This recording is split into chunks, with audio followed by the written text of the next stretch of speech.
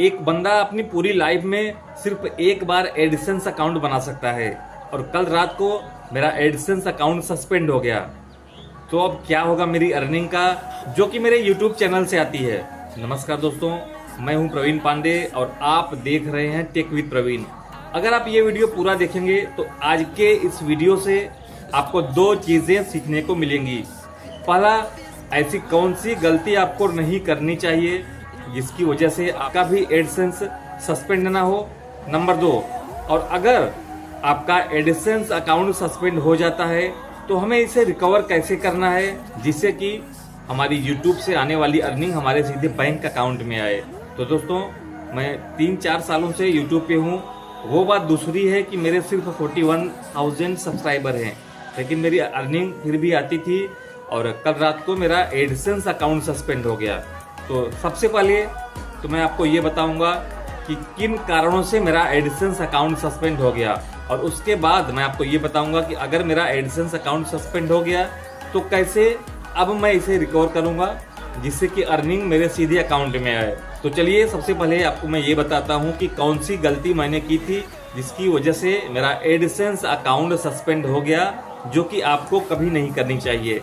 दोस्तों, अगर आप एडिसेंस अकाउंट बनाते हैं तो आप जिस जीमेल आईडी का इस्तेमाल करते हैं वो आपको लिख के रखनी चाहिए। और मेरे केस में क्या हुआ कि मैंने जीमेल आईडी ही किसी को दे दिया था, दूसरे बंदे को, और दूसरे बंदे को जब दिया तो उसने उस जीमेल आईडी को अपने नाम से वेरीफाई किया, अपने फोन नंबर से वेरीफाई किया, और मेरे फोन से हमेशा के लिए वो जीमेल आईडी लॉग आउट हो गई, क्योंकि मैंने सारा पासवर्ड कोड उसको बता दिया था और मेरे फोन से वो जीमेल आईडी हमेशा के लिए लॉग आउट हो गई। और जिस जीमेल से मैंने एडिसेंस अकाउंट बनाया था उसकी जगह पे मैंने दूसरा जीमेल वहां पे ऐड कर लिया था। उसके बाद क्या हुआ, 1 साल के बाद जब एडिसेंस अकाउंट में टैक्स भरा जाता है, उसमें टैक्स नहीं भर पाया। अगर आपको पता नहीं तो मैं आपको बता दूं, आप जिस जीमेल आईडी से एडिसेंस अकाउंट बनाते हैं आप उसी से उसको अपडेट रख सकते हैं, जैसे कि हर साल टैक्स भरना या कोई भी जानकारी, कुछ भी अपडेट उसमें अगर करना होगा तो आपको ओरिजिनल जीमेल चाहिए।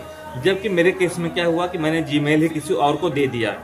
अब किसी और को क्यों दे दिया, ये चीजें मैं आपको ऑनलाइन नहीं बता सकता, क्योंकि ये यूट्यूब के पॉलिसी वायलेशन में आता है। वो चीजें मैं आपसे शेयर नहीं करना चाहूंगा।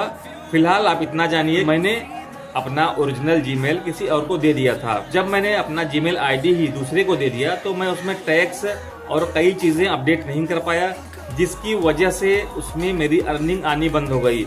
उसके बाद मैंने उसे अपने YouTube चैनल से रिमूव कर दिया और अपने घर के एक दूसरे मेंबर के नाम मैंने एक एडिसेंस अकाउंट बनाया, क्योंकि मुझे अर्निंग तो अपना लेना ही था जो कि YouTube चैनल से आता था। उसके बाद मेरे दूसरे एडिसेंस अकाउंट में YouTube की अर्निंग आने लगी।